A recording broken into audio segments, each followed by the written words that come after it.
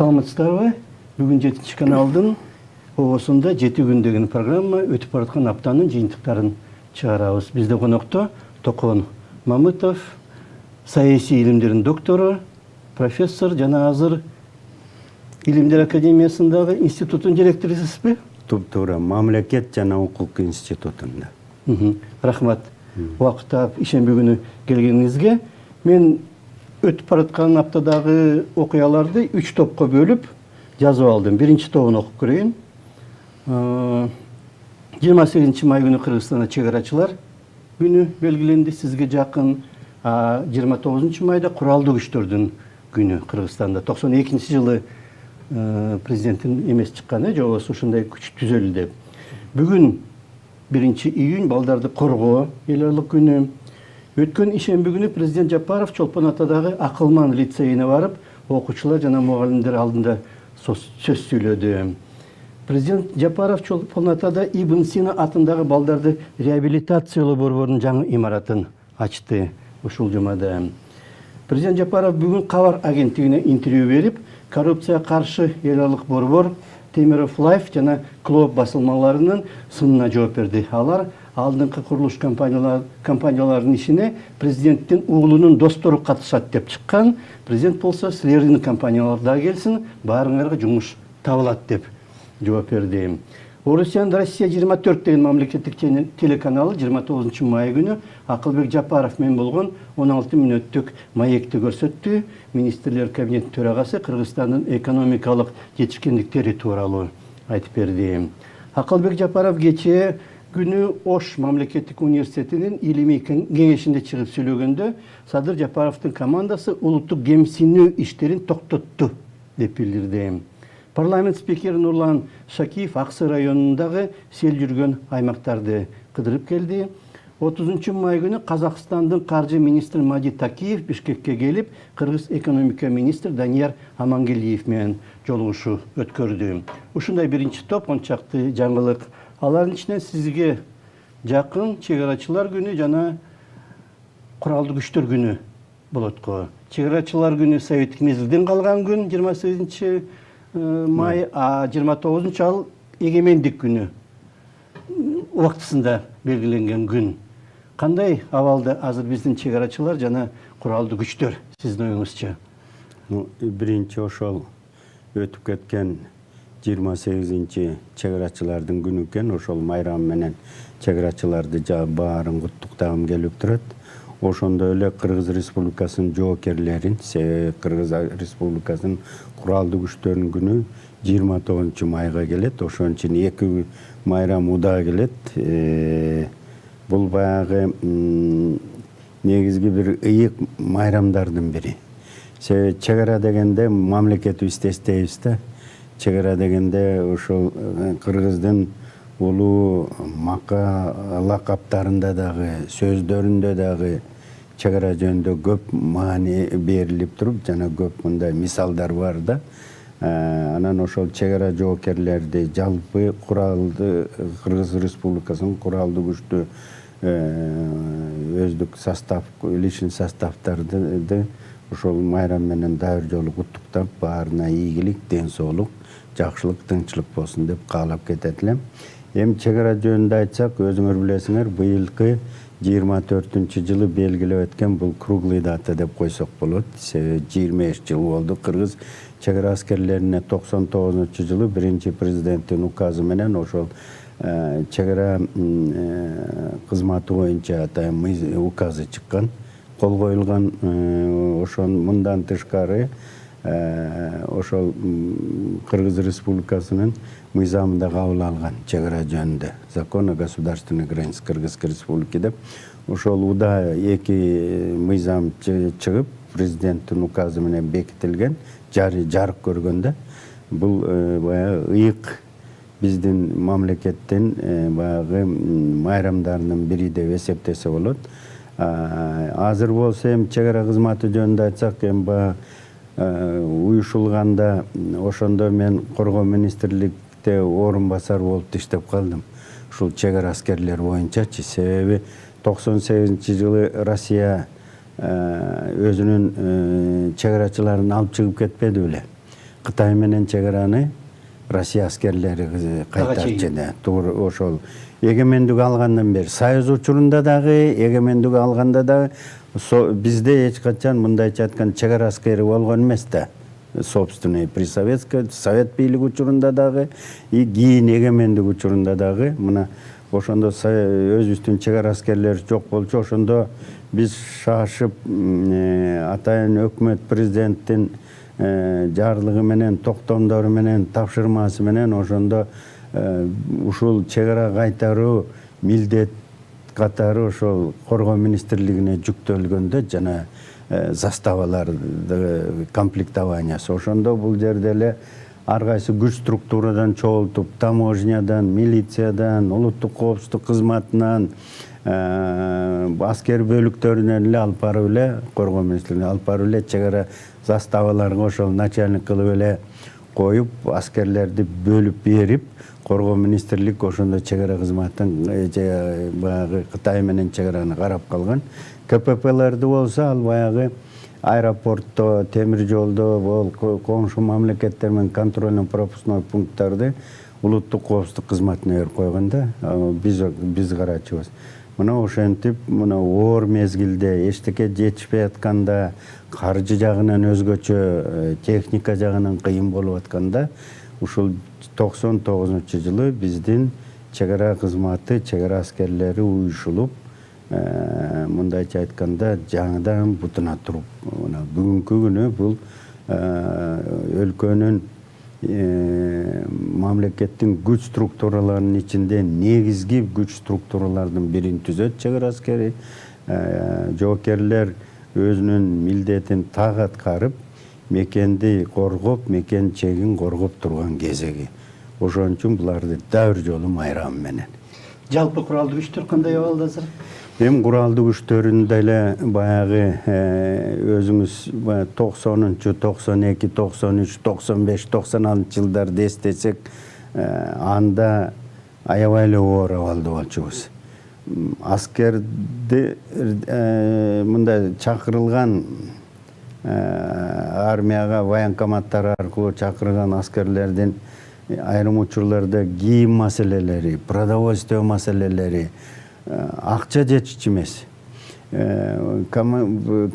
Частардын, аскер бөлүктөрүнүн командирлери, начальник штабтары, зам командирлери ошол машинеге, боевой техникага, аскер техникага, бензин, дистопливо жок болчу да. Ушундай оор учурларды көргөнбүз. Ошондо билесиңер, аскер городоктор эмне болуп калган? Ошо балыкчы, Оштогу, Нарында болгон батальондор, Караколдогу батальон оор болду. Бирок ошого карабастан мына бүгүнкү күнү биздин куралдуу күчтөрүбүз Кыргыз Республикасынын мындайча айтканда коңшу мамлекеттердин куралдуу күчтөрүнө теңелип, эч бир жерден алардан кем калбайт.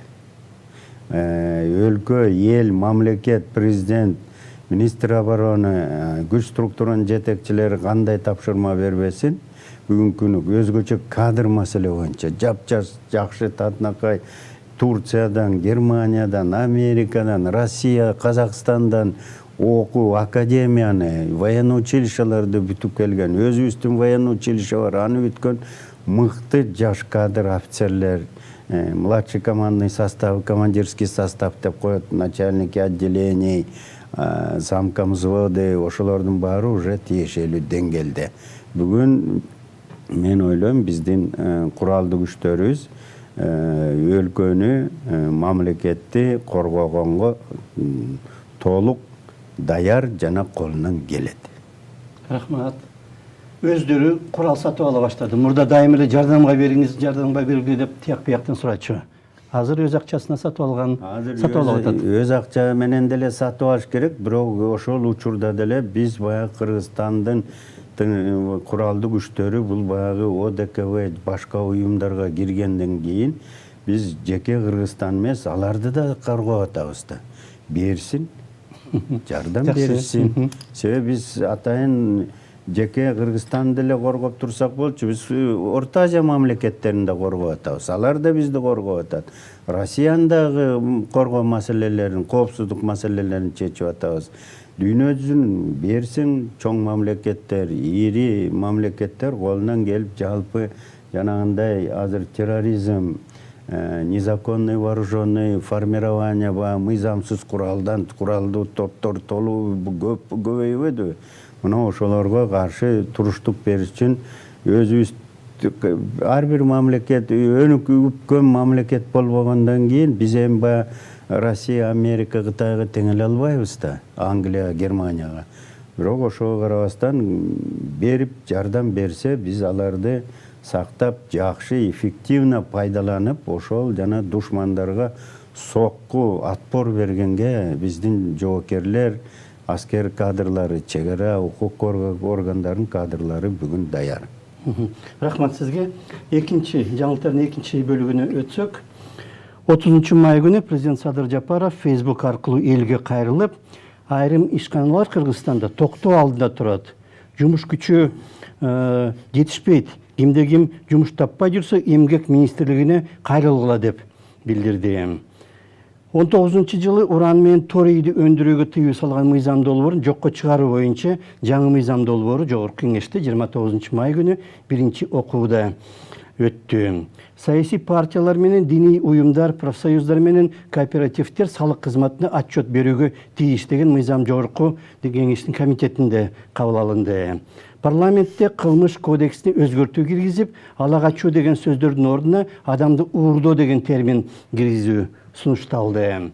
Мажарстандын элчилиги атактуу мажар түркологу Иштван Коңур Мандокинин 80 жылдыгына утурлай ал тууралуу китептин бет ачарын өткөрдү.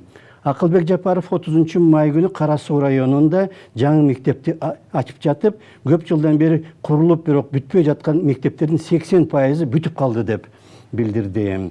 Жогорку Кеңештин комитети көл аймагындагы эс алуучу жайларды чет өлкөлүк жарандарга сатууга уруксат берген жаңы мыйзам долбоорун жактырды. Бишкектин Октябрь районунда тергөө алдындагы шектүүлөргө электрондук билетик тагыла баштады. Бишкек менен Ошто бир топ негизги көчөлөрдү оңдоп түзөө иштери башталды.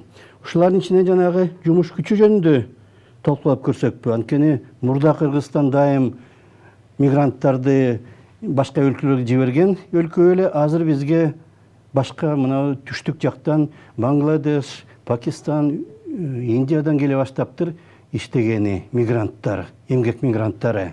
Кандай деп ойлойсуз? Эми негизинен экономика законун, миграция закондорун карасак, бул кылымдар бою ушул процесс болчу. Бир чыгыштан баштап батышка чейин миграция болчу, эмгек миграциясы. Чыгыштагылар мындай средний полосага келип, средний полоса западный полосага барып, ушундай дүйнө жүзүндө ушул процесс болуп келген байыртан бери. Даже Совет мезгилинде, Октябрь революциядан кийин деле болду. Согуш учурунда, Улуу Ата Мекендик согуш учурунда да, андан кийин да бул процесстер токтогон эмес. Бир эле Советский Союз учурунда эле токтоп калган, себеби железный занавес болчу. Ал жерде чет өлкөгө эч ким чыкчу эмес, эч ким келчү да эмес да, мына ошондой момент болчу. Бирок Совет бийлиги баягы бутуна туруп келатканда, өзүңөр билесиңер, биринчи чоң автозавод ГЭСтерге ошол чет өлкөлүк инженерлер, рабочилер келип, миңдеген келип, Сталиндин чакыруу боюнча келип, биз көтөргөн экономиканычы, андай учурлар болгон. Эми азыр мындай болуп атпайбы? Прибалтиканын, ГДРдин, Венгрия, Чехословакиянын эмгек мигранттары Америка, Италия, Германия, Францияны каптап кетсе, жана Африка элдери менен. Алардын ордуна Украина, Молдавия, Белоруссия, Россияныкы барды. Украина менен Россия бошоп калганда аякка кыргыз байкуш таджиктер барды. Биз жактан бошоп калса, Кыргызстан бошоп калды, Казакстан бошоп калды, бияка Бангладеш, Индия, Пакистан келе баштады. Алардын ордун баягы Непал, дагы бир мындай мамлекеттер, бул нерсе. Бул жерде просто ушул процессти жанагы окуя болуп кетпедиби ортодо. Алматинка Чүй проспектисинде 18-ine караган түнү. 18 түнүн ичинде жана чет өлкөлүктөргө кол салып ошол баягы ошол процесстерди атайын тиешелүү миграция маселелерди карап көзөмөлдөгөн атайын мамлекеттик орган бар, алар карап туруш керек. Анан албетте укук коргоо органдары да контролдоп туруш керек. Себеби бул өтө курч маселе да. Курч маселе бул. Бир мамлекеттин өкүлдөрү ва Кыргызстанга келип иштеп аткандар. Аларды биздин деле Кыргызстандын жарандарыбыз, жаш балдарыбыз Россияда, Казакстанда иштеп жүрүп, баягы кандайдыр бир мыйзам бузууларга туш келип калып, же бир алардын укугу баягы бузулса, биз сызуучу көтөрүп атпайбызбы? Алардын мамлекеттери да ошондой да. Мына Пакистан мамлекети замминистри келе калбадыбы сразу. Өкмөтү болсо бекер самолет менен ташыйбыз деп ого ырзуучу кылып койду. Мына ушул процесстерди мындай кылдаттык менен караш керек да. Себеби улуттар аралык маселелер, дин аралык маселелер өтө орчундуу маселелер. Бул жерде аяр мамиле менен акылга алчап иштеш керек да бул жерде. Албетте бул дагы бир баягы биздин баягы жабык болбой, мындайча айтканда дүйнө жүзүнүн эмесине интеграция, экономикасына интеграциялардын белгисинин бири Кыргызстандын экономикасы. Бизге бөлөк мамлекеттен келе баштады. Экономикалык, мындайча айтканда, показательдердин өнүгүп атканында, түз жолго түшүп атканында белгиси бул. Бул ошондой да баа бериш керек. Илгери Афганистандан башка, анан Тажикстандын согушу болгондо экөөнү эле көрбөдүк белек. А бүгүн көчөгө, Бишкекке көчөгө чыксаң, кайсы мамлекеттен гана кишилер жок, улуттуу өкүлдөрү. Демек, бул жакшы, алар келип биздин каада салтты, биздин маданиятты, биздин мамлекетти көрсүн. Биз да алардан үйрөнөлүк, алар кандай эл, кайдан келген эл, эмне болгон эл, тарыхы кандай дегенде канчалык биз башка элди билсек, ошончолук ич дүйнөбүз мындайча айтканда бай болот да, кененирээк болуп, толеранттуу болуп, булар деле биздин эл экен деп. Анан биз да түшүнүшүбүз керек да, булар трудовой мигранттардын салымы өтө зор. Дүйнө жүзүндө ондон атайын бир нече токтому бар ушул трудовой мигранттар боюнча. Ушул трудовой мигранттар аркылуу канча налогдор болуп атат. Канча мындайча айтканда эл маданият бирин-бирине сиңип, бирин-бирин күчтөп, колдоп, мындайча айтканда ушундай чырмалашып байланып кетип атат, өнүгүү болуп атат. Мына ошол жагын туура колдонуп, кичине жанагындай терс көрүнүштөргө бир жол бербесек да. Себеби биз агар кандайдыр азыр адам укугун мындайча айткансак сактабасак, чет өлкөлүктөрдүн Кыргызстанда, анда биздин мигранттардын маселеси да бар да. Эртең биз кантип алардын баягы укугун коргойбуз? Айтат да, силер эмне деп атасыңар? Силер өзүңөр эмне кылып атасыңар дейт да. Мына ошондой сөз укпаш үчүн. Ошон үчүн биз ошол өзүбүз мыйзамды да сыйлашыбыз керек, толеранттуу да болушубуз керек, адамды да сыйлашыбыз керек, адамдын укугун да сыйлашыбыз керек деп эле. Себеби канчалык биз өзүбүздүн маданияттуулугубузду көргөзсөк, ошончолук биз жөнүндө эме көбөйөт да дүйнө жүзүндө жакшы ойлор. Кыргыздар ушундай кең пейил, ушундай акыйкат, ушундай кенен эл экен, колундагыны берет экен, койнунда котур ташы жок экен, ушундай ачык, ушундай өнүккөн, экономикасы өнүкпөсө да акылы жогору турган эл экен деп баалайт да. Экономика караганда акыл жогору турат да. Ошон үчүн биз ошого умтулушубуз керек. Жанагыдай квоталар менен иштесе, мисалы үчүн мынча адам тияктан келгенге уруксат, аларды биз жайгаштырабыз, камсыз кылып беребиз деп, мисалы үчүн Кыргызстан менен Түштүк Корея ортосунда маселе чыккан жок да, алар дайым тилин үйрөтүп алдын ала. Квоталарды бөлүп берип, мынча адам мынча тигил заводко керек деп, анан мындай уюшулган тартипте алып кетет. Жөн эле билет алып эле бир жакка кетип калып, ошол жака барганда көрөм дегендей болбойт. Туура, бирок бул экилердин мындай жоң катмары биздеги жана жаштардан Индия, Пакистан, Бангладештен булардын баары окуйбуз деп келген, билим издеп келгендер. Биз буга сыймактанышыбыз керек да. Баягы илгерки мединституттун кадыр баркы дагы эле бар экен. Кыргызстандын университеттердин жана МУК башка университеттердин кадыр баркы дагы эле бар экен. Биз баягы түшүп кетти деңгээли деп атсак, кичине башкалар бизден да көп түшүп кеттир. Кокуй биз өйдө чыгалык дегенге дагы бул түрткү болот. Ошону туура түшүнүш керек. Ошол биз мындайча айтканда кыргыздын билимин издеп келгенде кылыш керек да. Ушуларда билим ушуякта экен, ушуяктан барып ийне алып туруп ушуяктан кудук казып келели дегенде кылыш керек да аларды. Үчүнчү топко өтсөк, жаңылыктардын жумада өтүп бараткан жумадагы жаңылыктардын 3-чү тобуна.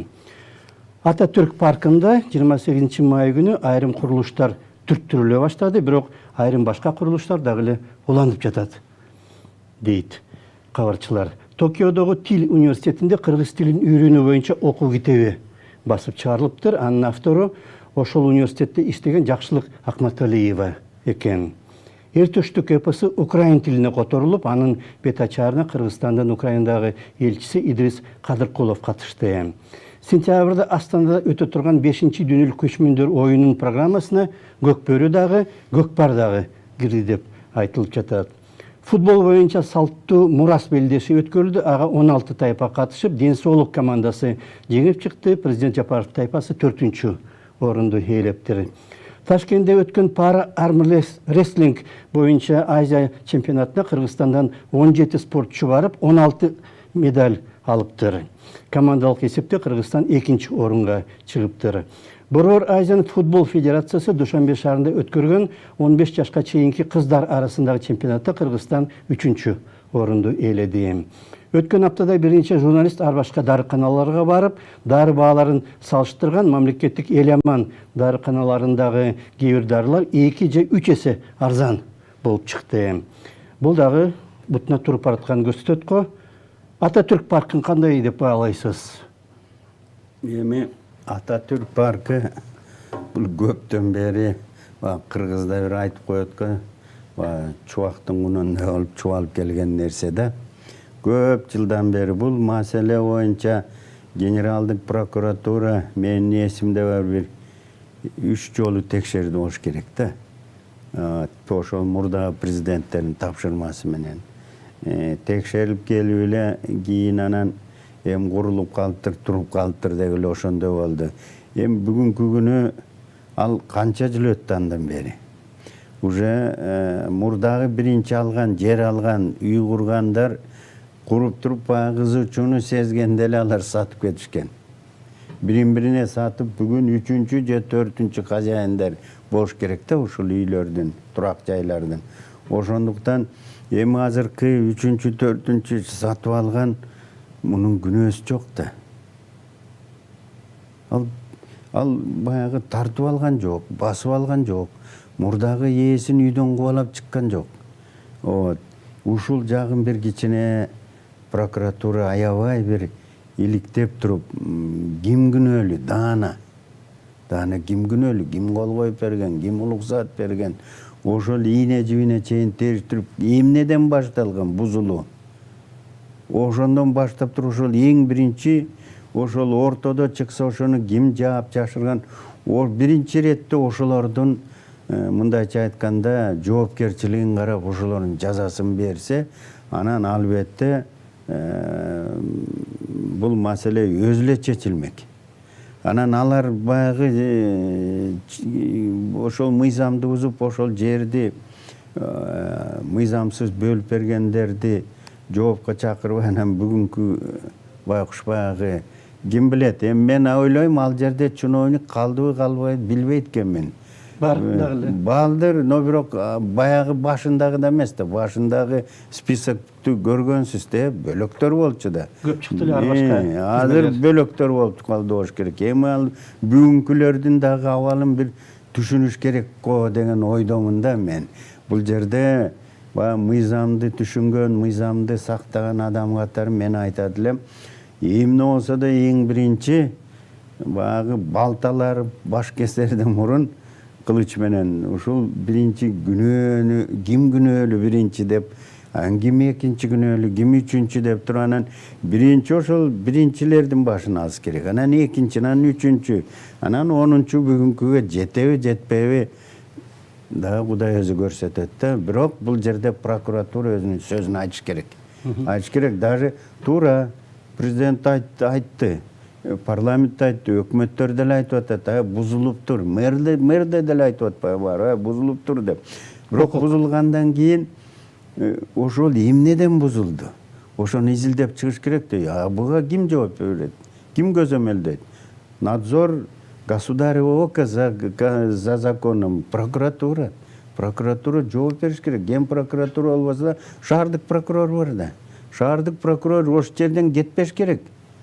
Трактористтерди даярдап коюп, жана бузам деп келген, күрөгүн, ломун көтөрүп келгендерди токтогула, мен азыр документтерди изилдеп чыгайын деп туруп, изилдеп туруп, момуну бузгула, момуну коо турула, момунун аягына чыгайын деш керек да прокурор. Мэр эмес. Ал мэрдин иши эмес. Ал баягы жана архитектура, ошол прокурор, ошол кайсы ким биринчи бузган, ошондон башташ керек да. Ошо бузуу болду беле, болгон жокпу, кандай себеп менен бул ушундай жер бөлүнүп кеткен, это өтө орчундуу маселе да. Туура мыйзамдуулук кайра келип орнош керек. Мындайча айтканда, мыйзам күчүндө болуш керек. Мамлекет бул машина принуждения. И очень мощная в мире, самая мощная и самая насильственная машина. Мамлекет дегенчи, госаппарат деген, мамлекет өзү.